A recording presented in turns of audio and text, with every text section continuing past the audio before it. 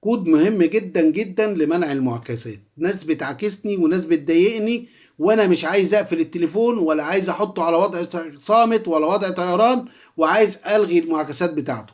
ايه هو الكود اللي يلغي المعاكسات؟ مش اللي يقفل التليفون ولا يحول المكالمات. عايز كود الغي بيه الرقم اللي بيعاكسني. اي رقم بيعاكسني او رقم بيضايقني عايز الغيه.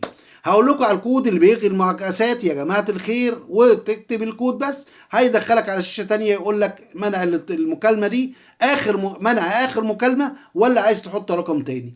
يعني الرقم اللي بيعكسني امنعه، لو هو لسه متصل بيا اروح على طول داخل كاتب الكود ده 07 شباك. كود مهم جدا لكل الناس اللي بتتضايق من المعاكسات وبتتضايق من المكالمات اللي ملهاش طلب. اكتب نجمة 7 شباك، هوريك بالظبط دلوقتي تعمل ايه. لو كتبنا الكود ده يمنع اي معاكسات. وخليكم فاكرين الكود مهم جدا، ونمشي مع بعض في الخطوات. ما تنسوش البث بتاعنا الساعة 9 مساء. احضروا، وكل حاجة تسألوا عن السوشيال ميديا موجودة عندي، موجود ليها حل.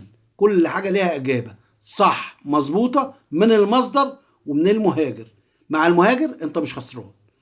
دوس لايك، كومنت، اكسبلور، واعمل شيل علامة الزائد، حط الفيديو مفضل عشان لو احتجته تجيبه ما تدورش عليه، واعمل إعادة نشر، ولأن الدال على الخير كفاعله.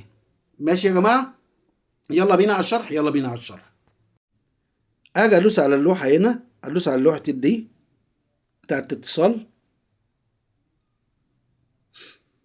فتح لي اتصال. اكتب الكود بتاعي نجمة 7 شباك، اعمل اتصال. خط واحد مثلا، بيقول ايه؟ اهلا بك في خدمة منع الفودافون لمنع الاتصالات. طبعا الكود ده كل ارقام فودافون. لو انت تبع اي شركة تانية اكتب لي وانا هقول لك بالظبط الكود بتاعك ايه. كاتب لك العربية، انت تكتب له مثلا العربية اوكي، هيروح مدخلك على الصفحة التانية. هتروح على طول اهي 2، هيروح على طول امنع اخر اتصال. امنع اخر اتصال او امنع نمرة اخرى.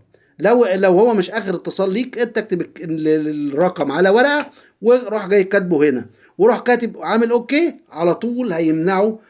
هيتصل بيك بعد كده، مش هيديه اي حاجة خالص. اي اتصال منه خلاص بقى التليفون بتاعك مش موجود قدامه.